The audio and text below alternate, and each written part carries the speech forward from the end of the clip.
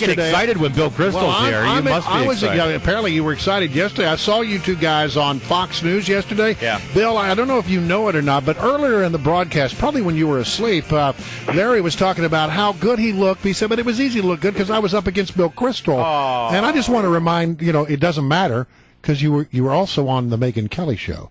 So it really didn't matter which of you looked best. You don't think millions of viewers there were looking at Larry and thinking, That's right. "Wow, what a good-looking guy." He doesn't look 66 years old. He's got that youthful image, that reformist zeal, and thick hair.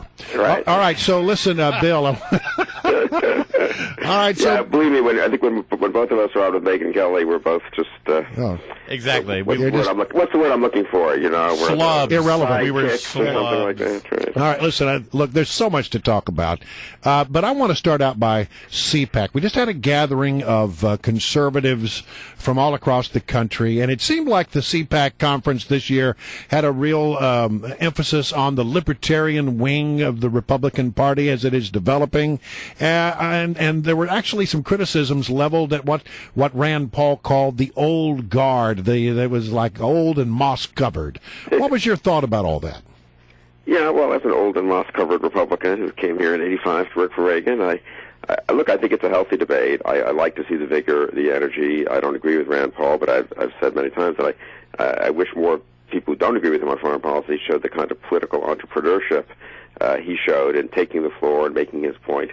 So on the whole, I think the thing is encouraging. And generally, I've got to say, if you had told me on November 7th after the election, which was so dispiriting, that the Republican Party, the conservative movement, would be having the level of vigorous debate and engagement that it's having now. I hope there are certain ways we don't go that some people might hope we do go in terms of foreign policy especially, but I think it's healthy and a sign of it's what parties do when they're getting serious about reforming themselves and coming to grips with the reality that they've lost 2 straight elections. It would be much worse if everyone were just hunkered down and trying to, Xerox the old playbook.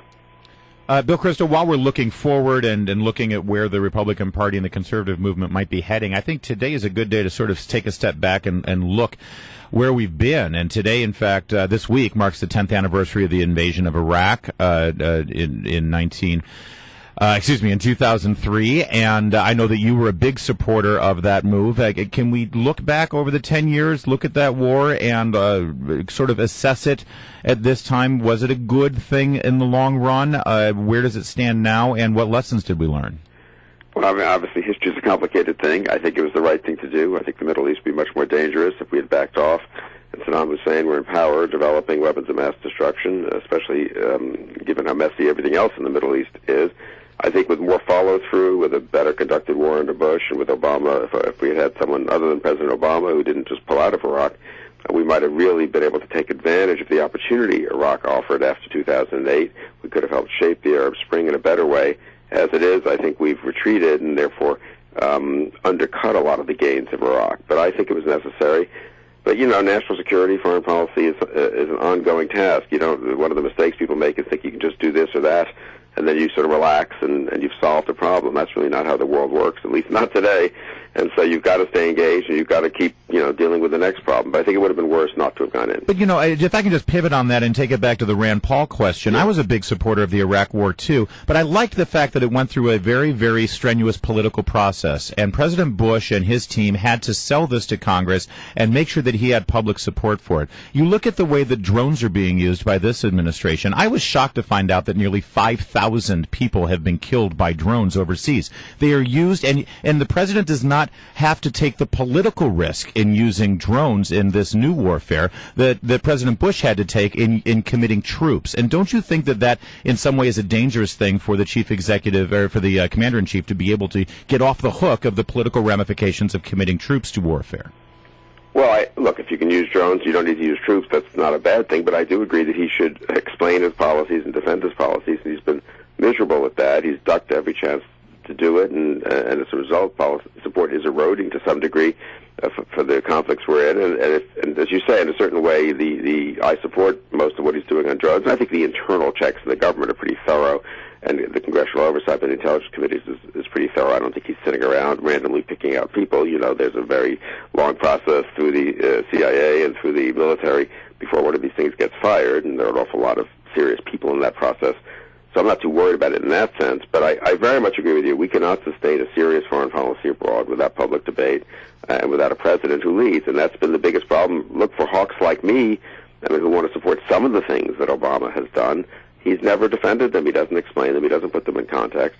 And as a result, there is more support for a Rand Paul type view. I think it's mistaken, but I understand why people go in that direction when President Obama never explains what the consequences of getting out of Afghanistan would be, where he never explains why we need to spend some serious money on defense and national security. So in that respect, President Obama, in a way, has created Rand Paul, or the opportunity for Rand Paul.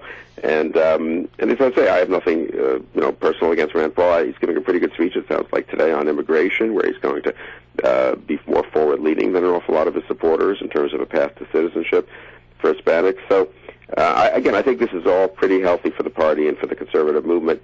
But, we also have a president for the next 4 years who we're going to need to do our best to prevent real disasters from happening on his watch. The RNC just revealed this new strategy. We just talked about how, at the CPAC meeting, there's sort of the divide in the Republican Party was sort of, brought forward so that it was something that you could look at. There very, very much is a divide within the party about what the party is going to be going forward.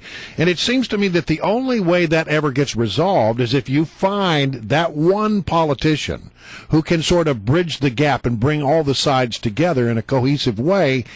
Do you see a guy like that out there? Or maybe not a guy? I'd say a couple of things, Brad. I know Larry's, stepped out to work on, to adjust his hair a little bit and make sure. It was brutal.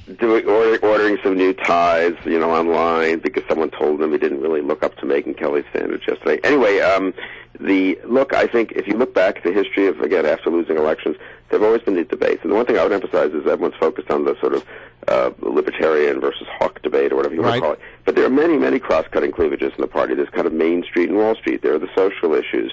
There's a sort of bold reformist versus let's be cautious in what we change. So, and people sort of fall into all different categories when you start putting these on top of each other. But I also agree with you, at the end of the day, people don't vote simply for a set of ideas, a set of policies, some nice speeches. They vote for candidates. And that's where Marco Rubio and Rand Paul were both very strong candidates in 2010. And Scott Walker and Chris Christie in 2013 is going to get reelected easily. And if in that respect, if you just look at the Republican Party and say, are there bright young candidates and bright young elected officials? Is Tom Cotton, the 35-year-old congressman of Arkansas, an awfully impressive guy, probably run for the Senate, probably win next year. I think that there's a lot of good young people coming to the fore on the conservative and Republican side, and that is going to be the key over the next few years. All right. Well, Bill, listen, always a pleasure to have you. Please come back, Bill Kristol. I'm sorry, the editor of the Weekly Standard. Take care of Larry there, okay? Thank you, Bill. From going to his head totally. I mean, I know it's going to be hard to keep him under control. Bill, it's a full-time job. It's all I can do to keep this guy under control.